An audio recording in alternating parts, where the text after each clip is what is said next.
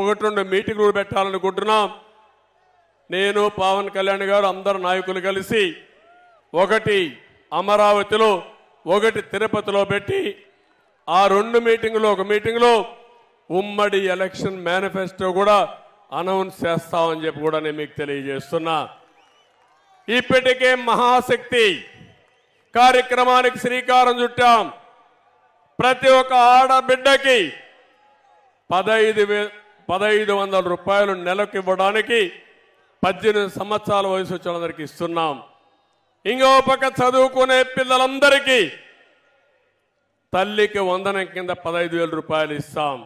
ఒకప్పుడు దీపం పెట్టాం, మళ్ళీ 3 సిలిండర్లు ఇవ్వాలని చెప్పి నిర్ణయించాం. ఉచితంగా 3 సిలిండర్లు ఇస్తాం. ఆర్టీసీ బస్సుల్లో ఆడబిడ్డలకు ఉచిత ప్రయాణ సౌకర్యం కల్పించడానికి ఇప్పటికే నిర్ణయం చేశాం.